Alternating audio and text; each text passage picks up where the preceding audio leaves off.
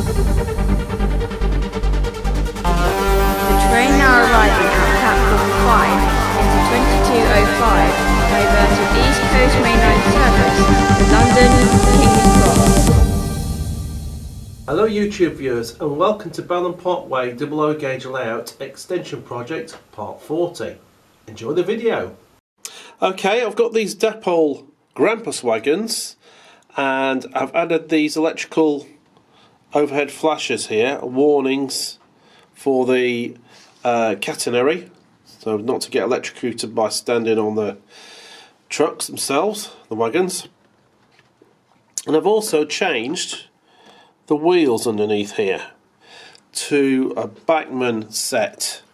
The reason being is that these were derailing quite badly, especially over the points and on some of the curves.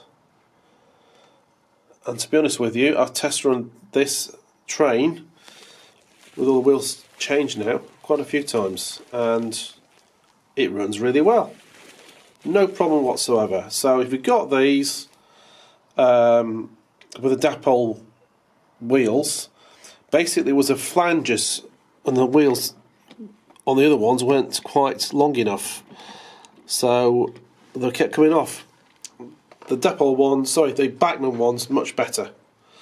So I recommend changing those. If you've got these wagons, which are really good models, just change them to Bachmann or even Hornby wheels. It works. So there you go.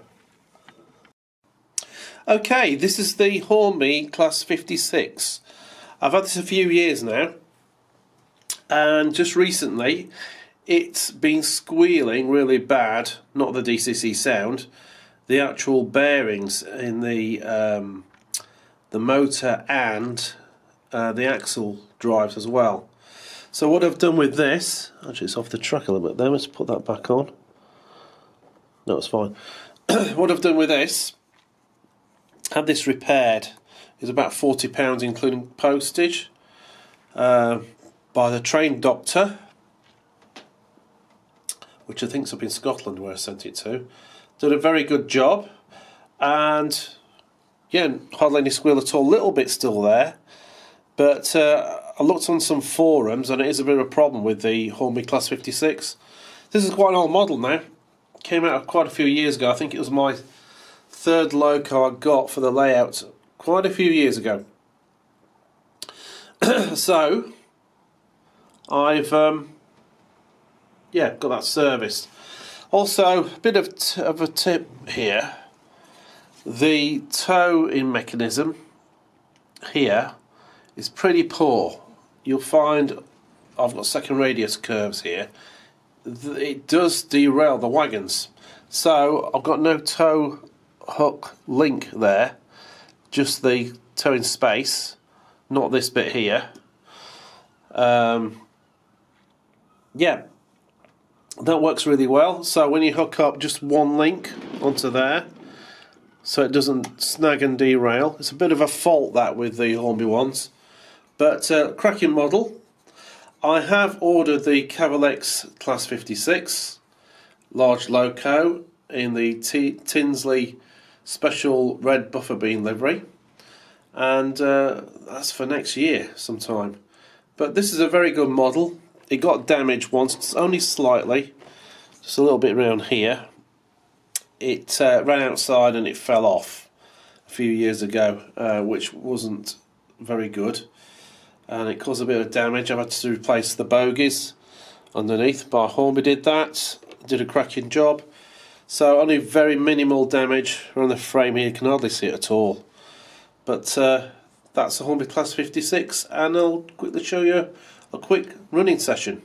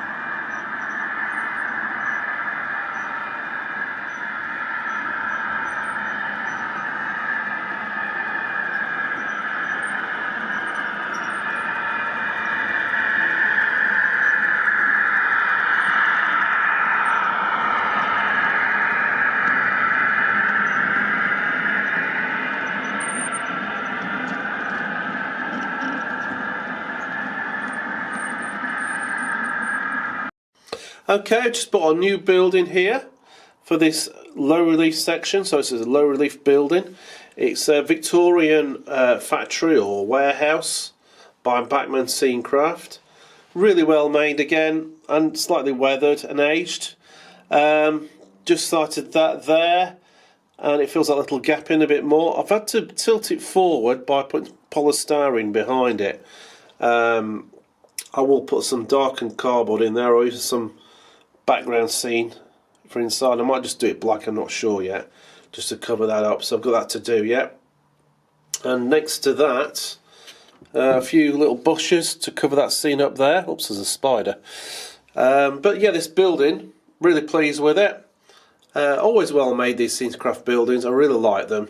Resin again, and yeah, it looks good in that little scene.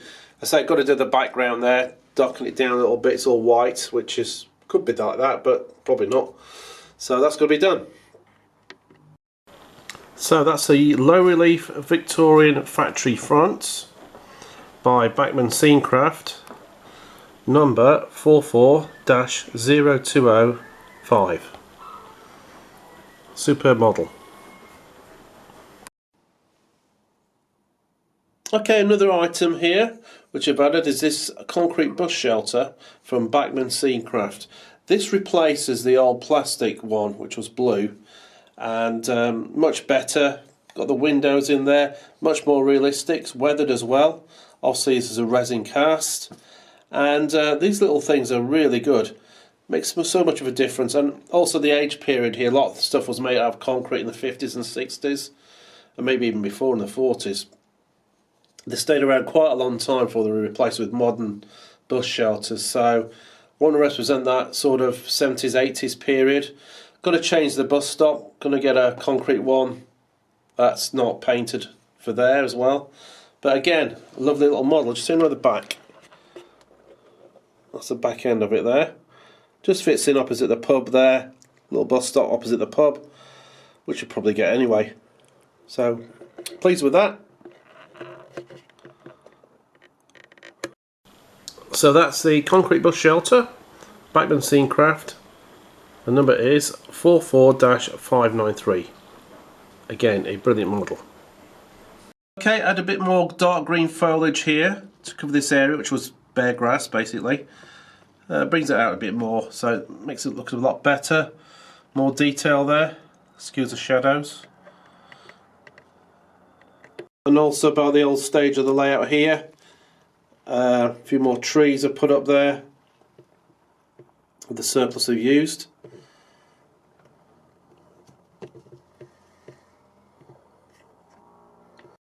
It's another shot of the bushes here at the back towards the junction.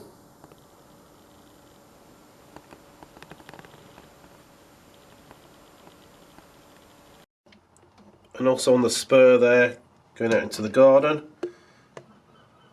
and a little bit there as well. Okay, the south side of the layout, more trees added. I'm going to tree this quite a bit. Again, woodland scenics. They're very good trees from the little bits you can pull off of the foliage here. More added here as well. On the end here, on the embankment, and one just outside the houses here where the little stream is, with a shopping cart shoved in it.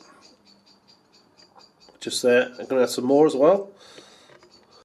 On the wagons here, I've been taking some of the rust off. This has already been weathered by Richard Delacamp, and it's a cracking job. I just want to take a bit more of the rust off.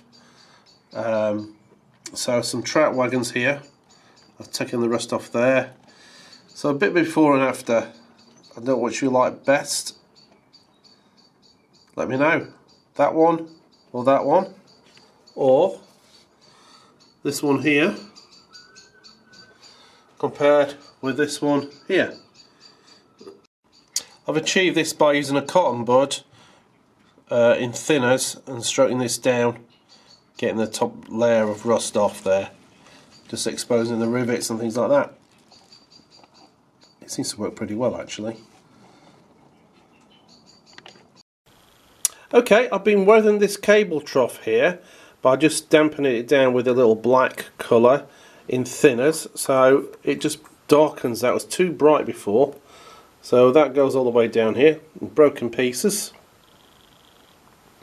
It's quite a long one, but it was too light before, so giving some old weathering. Coloured in the cables with a felt pen, a highlighter there and here, as you'll see down there as well. Go further down, it's all been weathered. It was too bright before, so go towards a crossing here, past the barriers, and there's more of it down here which I can't reach, and some down here as well. So that's all been weathered, just toned down. Just another addition here from the excellent Oxford diecast is this Rover 100 or P4. My father had one of these when I was growing up. If I remember, the doors opened the opposite way, and this thing was built like a tank. It was two-tone grey. This was got a green tone and a grey tone, but an excellent looking car. Remember, it had blue leather seats, so I had to get one of these because my father owned one. I remember growing up, he used to drive this around. It was a big hefty car. I think he even cranked it up with a crank handle one winter morning at the front here. So just a little bit of family history there. Hope they make one in two-tone grey, but that's the nearest I can get at the moment.